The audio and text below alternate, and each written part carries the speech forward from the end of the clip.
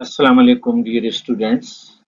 Today I will be explaining respiration or gaseous exchange in humans.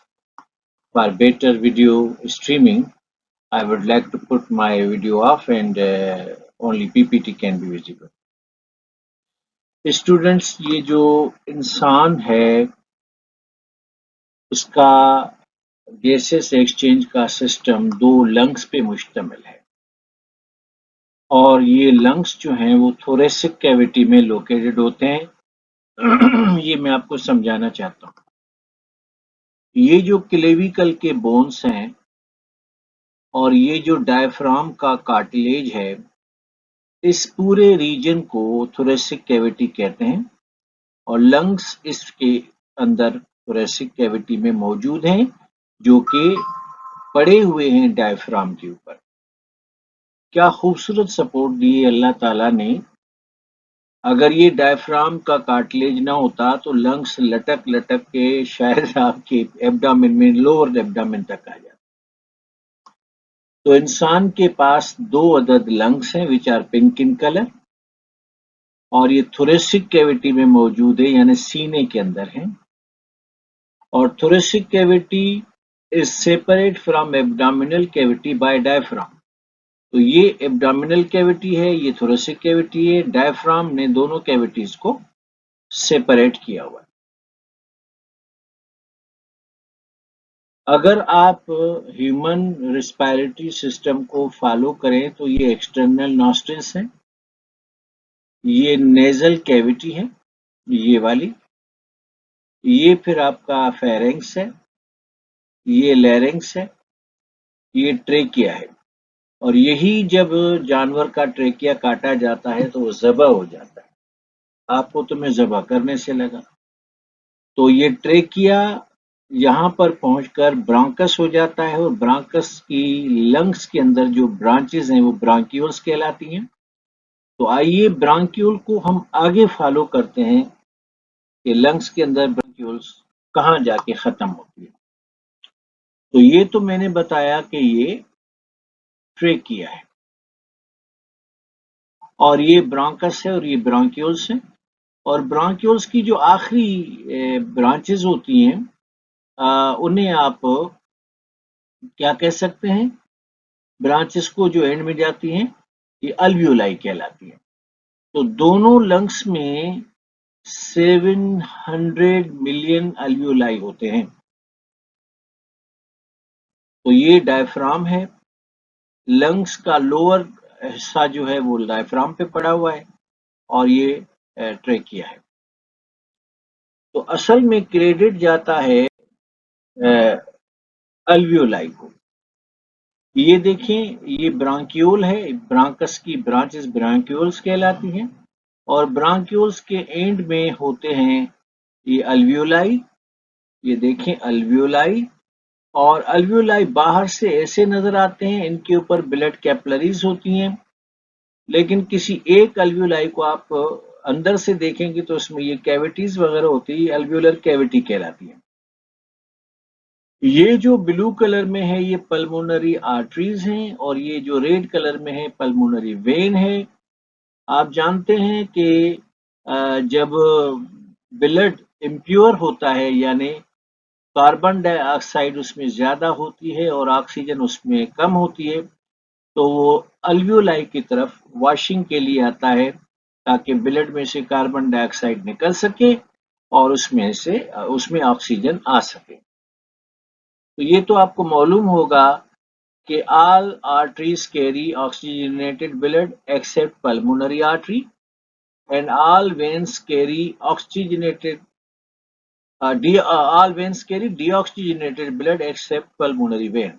तो pulmonary vein जिसका काम है deoxygenated blood उठाना, यहाँ वो ऑक्सीजनेटेड ब्लड उठाती है। ये देखें, अब मैं आपको एक अल्वियोलाई यानी लंग का जो आखिरी हिस्सा है वो दिखा रहा हूं और इसके अंदर आपको ऑक्सीजन भी नजर आ रही है और कार्बन डाइऑक्साइड भी नजर आ रही है। ये ब्लड वेसल है जिसमें जो ब्लड है उसमें आप देख सकते हैं कि आरबीसीज का जो कलर है वो पर्पल ब्लू या ब्लू है। इसका मतलब है कि इन आरबीसीज में कार्बन डाइऑक्साइड ज्यादा है, जो कि ब्लड वेसल्स में से पास होके अल्वियोलाई में आएगी और ये बाहर निकल जाएगा कार्बन डाइऑक्साइड, और अंदर आ जाएगी ऑक्सीजन, जिसके बाद देखें कि ऑक्सीजन फराहम होने के बाद आरबीसी का कलर जो है वो रेड हो जाता है। तो exchange of gases takes place between blood vessels and alveoli. ये जो इंसान के जिस्म में अल्वियोलाई हैं ये 700 मिलियन हैं कुल, और इससे आप जो है वो एक टेनिस का ग्राउंड बना सकते हैं, या फिर अपने बॉडी की 20 स्किन्स कंपोज कर सकते हैं। स्टूडेंट्स, अब आइए ये हम समझते हैं कि व्हाट मेक्स रिस्पायरेशन। रिस्पायरेशन किसको कहते हैं? सांस को फेफड़े में अंदर ले जाना इंस्पायरेशन है, और सांस को फेफड़ों से बाहर निकालना एक्सपायरेशन है। तो inspiration plus expiration is equal to respiration. इंसान जब इंस्पायर करता है तो उसके लंग्स में oxygen, carbon dioxide, water vapours, nitrogen और नोबल गैसेस इस तनासुब में जाती हैं। यानी इंसान जब सांस लेता है तो 21% राउंड फिगर में उसके लंग्स में ऑक्सीजन जाती है, और जब सांस वापस निकालता है तो 21% में से 16% ऑक्सीजन वापस आ जाती है। जब इंसान सांस लेता है तो 0.03% उसमें कार्बन डाइऑक्साइड भी अंदर जाती है, और जब सांस बाहर निकालता है तो इस 0.03% में लंग्स अपना कार्बन डाइऑक्साइड भी ऐड कर देते हैं, तो ये परसेंटेज 4 हो जाता है। तो आप ये तनासुब देख सकते हैं कि जब आप एयर को इनहेल करते हैं तो गैसेस इस तनासुब में लंग्स में जाती हैं, और जब एक्सहेल करते हैं तो गैसेस इसी तनासुब में वापस आती है। यहाँ बड़ी दिलचस्प बात यह है कि आप देखें कि इंसान के लंग्स में 21% ऑक्सीजन जाता है, लेकिन लंग्स उसमें से सिर्फ 5% ऑक्सीजन ब्लड में डिजॉल्व करने के बाद 16% ऑक्सीजन जो है वो सांस में वापस निकाल लेते हैं। तो इंसान सिर्फ ऑक्सीजन नहीं लेता, ये सारी चीजें इनहेल करता है, और इंसान सिर्फ कार्बन डाइऑक्साइड नहीं निकालता, ये सारी चीजें एक्सहेल करता है। अब नेगेटिव प्रेशर क्या है? असल में जब एटमॉस्फेयर और आपके लंग्स के दरमियान गैसेस का तनासब डिफरेंट हो जाता है तो इसको नेगेटिव प्रेशर कहते हैं, और नेगेटिव प्रेशर की वजह से ही जब लंग्स प्रेशर में आते हैं तो गैस को इनहेल करके अपना प्रेशर जो है ना बैलेंस कर लेते हैं, तो दैट इज नेगेटिव प्रेशर। जब सांस लिया जाता है, इसमें से कोई सवाल तो खैर नहीं है, लेकिन आप देखें कि ये आपकी रिब्स वगैरह हैं, और इन रिब्स के अंदर आपके ये लंग्स मौजूद है। जब आप सांस लेते हैं तो आपका फेफड़ा फैलता है, तो ये रिब्स जो है वो बाहर की तरफ निकल जाती है, और इसमें ये जो इंटरकोस्टल मसल्स हैं ये वाली, ये बड़ा रोल प्ले करती हैं। तो जब लंग्स सांस लेते हैं तो आपका थोरेसिक कैविटी उभर कर बाहर आ जाता है, और जब सांस निकाली जाती है तो ये थोरेसिक कैविटी वापस अपने एक्चुअल पोजीशन पर आ जाती है। तो ये देखें, यहाँ पे आपका जो रिब का पेज है वो बड़ा है और यहाँ पर कंप्रेस्ड है।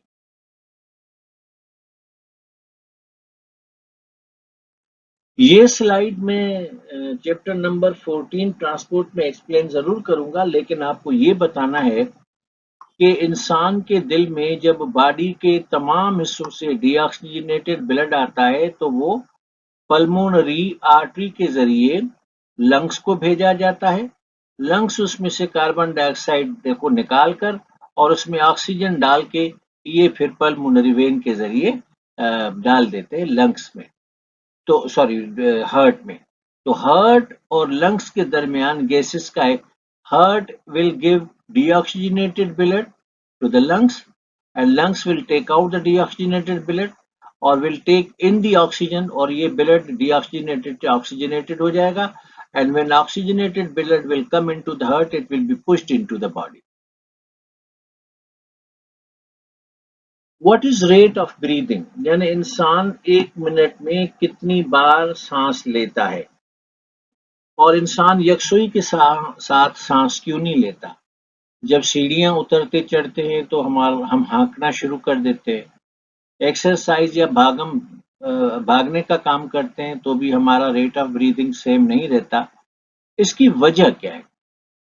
इसकी वजह स्टूडेंट्स ये एरोटिड और कैरोटिड आर्टरी हैं जो ब्रेन की तरफ खून को लेके जा रही हैं। अगर एरोटिड आर्टरी है तो इसके अंदर जो है वो छोटे छोटे बॉडीज होते हैं, ये देख सकते हैं येलो कलर में। एरोटिड आर्टरी में एरोटिड बॉडीज होती हैं और कैरोटिड आर्टरी में कैरोटिड बॉडीज होती हैं। तो ये एरोटिड और कैरोटिड आर्टरी जो है वो आपके ब्रेन को ब्लड सप्लाई करती है। तो ब्रेन को जो ब्लड जा रहा है, जाहिर बात है ये एरोटिड आर्टरी और कैरोटिड आर्टरी से गुजर के जाएगा। तो जब ये ब्लड यहाँ से गुजर कर जाता है तो एरोटिड बॉडीज और कैरोटिड बॉडीज जो एरोटिड आर्टरी और कैरोटिड आर्टरी में हैं, ये यहाँ से गुजरने वाले खून को मॉनिटर करते हैं कि उसमें कार्बन डाइऑक्साइड का कितना तनासुब है और ऑक्सीजन का कितना तनासुब है। तो अगर एरोटिड बॉडीज और कैरोटिड बॉडीज को ये मालूम हो जाए कि ब्रेन की तरफ जो खून जा रहा है उसमें कार्बन डाइऑक्साइड की मिकदार ज्यादा है, तो ये मेडुला ऑब्लोंगेटा को कम्युनिकेट कर देते हैं। ये देखें, ये आपका रहा मेडुला ऑब्लोंगेटा। तो लंग्स मेडुला ऑब्लोंगेटा, सॉरी, एरोटिड artery and carotid artery medulla oblongata को कम्युनिकेट करेंगे कि ब्लड जो है उसमें कार्बन डाइऑक्साइड की मिकदार ज्यादा है। तो फिर मेडुला ऑब्लोंगेटा लंग्स से रेट ऑफ ब्रीदिंग बढ़ा देता है। आप हाँकना शुरू कर देते हैं और हाँकने के दौरान आपके खून में से ज्यादा कार्बन डाइऑक्साइड निकल जाती है और इसका फिर ऑक्सीजन उसमें आ जाती है। तो पहले जब कार्बन डाइऑक्साइड ज्यादा थी और ऑक्सीजन कम थी तो इसको कहते हैं ऑक्सीजन डेबिट। तो तब तक लंग्स हाँकते रहेंगे जब ऑक्सीजन डेबिट से ऑक्सीजन क्रेडिट में न कन्वर्ट हो जाए। क्रेडिट का मतलब होता है कि अब खून में ऑक्सीजन ज्यादा है। डेबिट का मतलब होता है कि ऑक्सीजन कम है और कार्बन डाइऑक्साइड। इंसान के लंग्स में फूलने और सिकुड़ने की कितनी कैपेसिटी है? असल में आप अपने दोनों लंग्स में 5 लीटर एयर समा सकते हैं, जिसमें सांस लेने के दौरान आधा लीटर इंस्पायरेशन में अंदर आता है और आधा लीटर एक्सपायरेशन में बाहर चला जाता है। तो ये जो आधा लीटर अंदर आधा लीटर बाहर होता है इसको टाइडल वॉल्यूम कहते हैं। Inspiration half litre in, expiration half litre out, तो ये टाइडल वॉल्यूम है। और इंसान बाज हालात में अपने फेफड़े से ऑक्सीजन यानी फूंक निकालता है तो ज्यादा से ज्यादा आप 4 लीटर गैस को निकाल सकते हैं। ये आपकी वाइटल कैपेसिटी। तो 5 में से अगर 4 लीटर आप निकाल लें, 5 में से अगर 4 लीटर आप निकाल दें तो 1 लीटर बचेगा जो रेजिडियल वॉल्यूम है। अच्छा, अगर हम टाइडल वॉल्यूम, वाइटल कैपेसिटी और रेजिडियल वॉल्यूम में मेन और वुमेन को कंपेयर करें तो टाइडल वॉल्यूम हमारा तो है हाफ लीटर, औरतों का इससे कम होता है। वाइटल कैपेसिटी हमारी है 4 लीटर, औरतें इस हिसाब में हमसे पीछे होती हैं। रेजिडियल वॉल्यूम हमारा है 1 लीटर, औरतों के लंग्स में इससे भी मामला थोड़ा खराब होता है। तो there is a lot of difference between female and male when it comes to tidal volume, vital capacity and residual volume. ये देखें, आप ब्लो करते हैं एयर को इनटू बलून्स और ईटीसी, तो आप अपने लंग्स में से 4 लीटर एयर निकाल सकते हैं, लेकिन खवातीन 4 लीटर एयर नहीं निकालती, वो कम निकालती।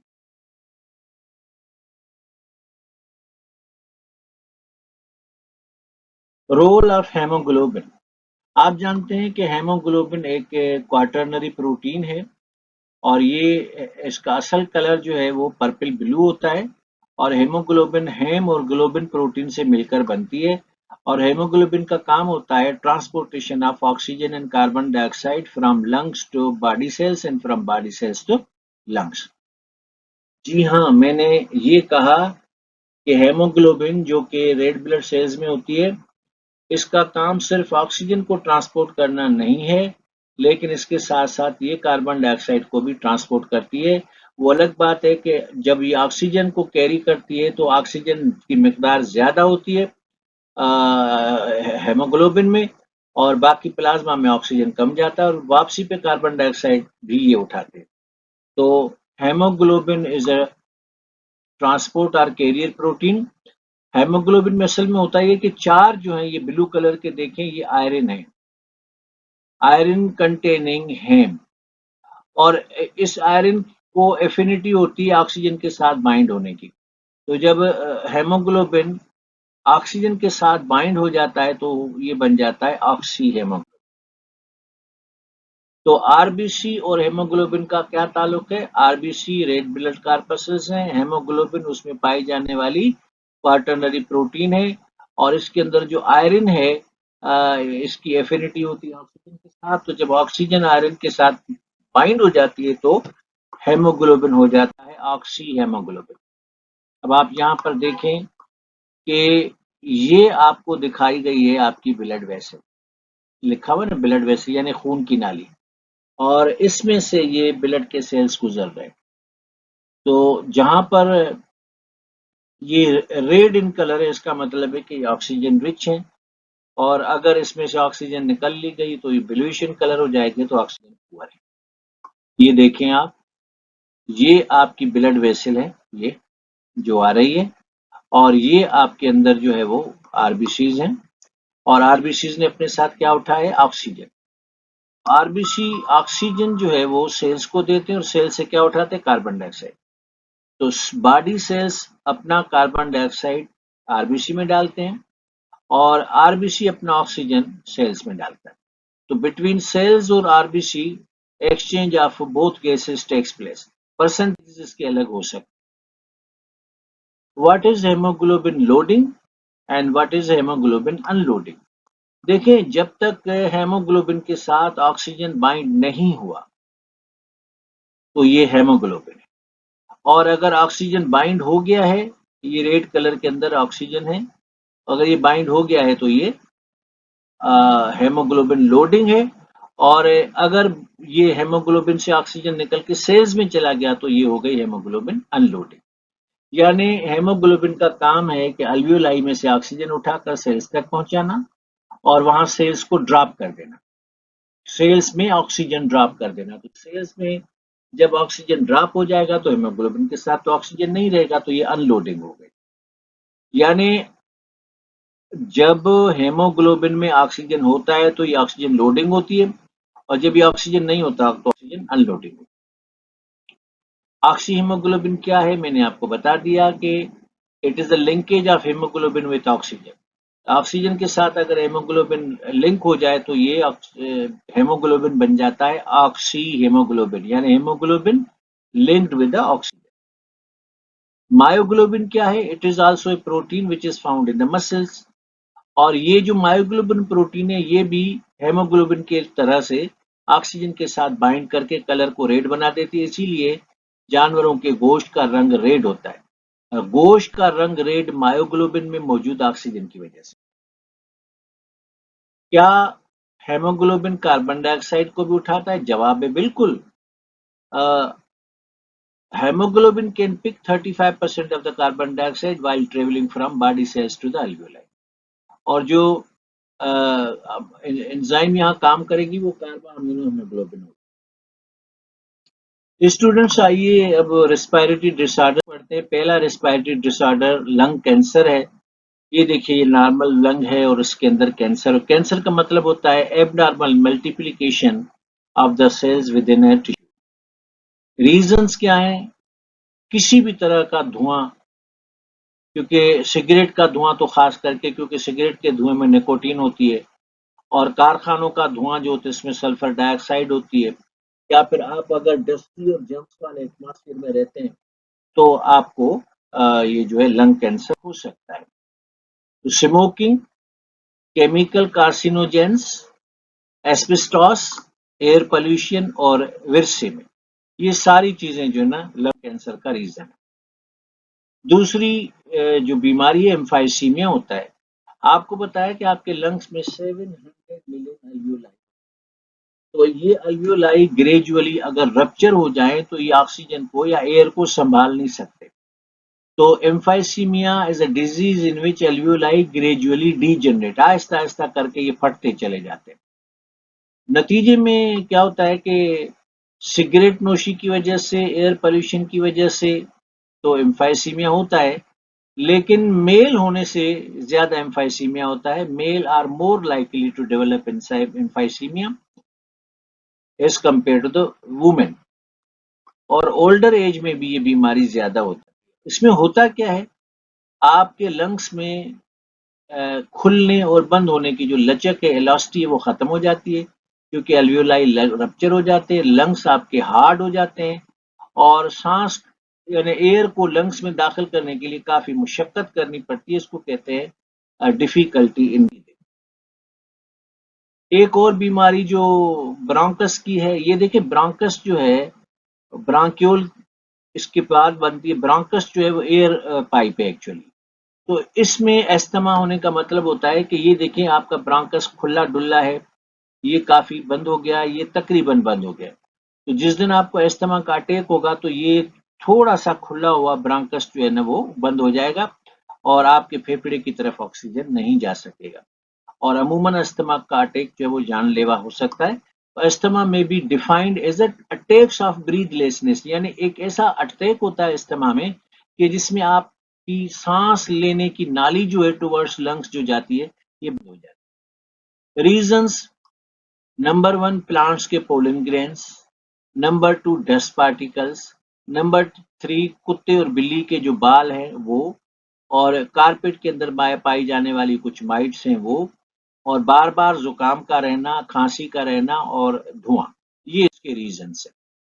अब ये खातून जो है वो खेतों में काम कर रही हैं। ये वो खेत हैं जहाँ प्लांट के पोलन ग्रेन्स एयर के जरिए जो है वो पॉलिनेट करते हैं। तो ये एयर के जरिए लंग चले जाएंगे और आपको इस्तेमाल हो जाएगा। ये लोगों के घरों में कारपेट उतर कारपेट के अंदर ये जो डस्ट माइट्स होती है, ये भी अगर लंग्स में सेटल हो जाएं तो ये ब्रोंकस को बंद कर सकते हैं। ये प्लांट के पोलन ग्रेन से ये लंग्स में अगर चले जाएं तो ये भी अस्थमा का सबब बनते हैं।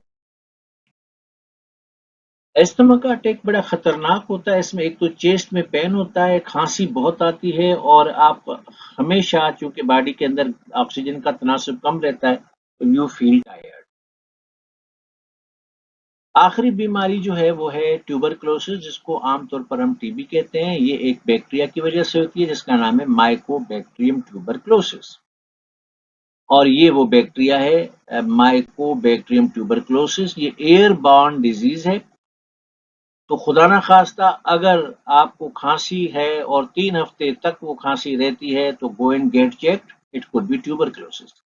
यानी पहले ड्राई कफ होगी, फिर बलगम वाली कफ होगी, स्प्यूटम कफ, और फिर वो ब्लडी कफ होगी, यानी आपके बलगम में खून भी आएगा, और विक्टिम जो है टीबी का जो मरीज है इसकी ऐसी हालत हो जाती है। बहुत सारे सिम्टम्स हैं, लेकिन मेन सिम्टम्स ये है कि आपको खांसी रहेगी, खांसी में फिर बलगम आएगा, और आखिरी स्टेज पे बलगम में खून भी आएगा। खांस खांस के चेस्ट में पेन होगा, ब्रीदिंग आपकी प्रॉपर नहीं होगी, बुखार रहेगा। रात को कभी कभी आप सो के उठेंगे, अचानक उठेंगे तो आपका जिस्म पसीने से ये शराबूर होगा, और वेट लॉस होता है, और भूख मर जाती है। टीबी का टेस्ट स्किन के जरिए किया जा सकता है, स्प्यूटम के जरिए भी किया जा सकता है। तो स्टूडेंट्स, आप अपने सेहत का ख्याल रखें, क्योंकि आपके पास जितना भी पैसा है वो बेईमानी है अगर आपके पास सेहत नहीं है, क्योंकि सेहत ही सरमाया है। Health is wealth. मेहनत कीजिए, रिवार्ड मेरा रब देता है। इसी के साथ हमारा चैप्टर नंबर 13 खत्म।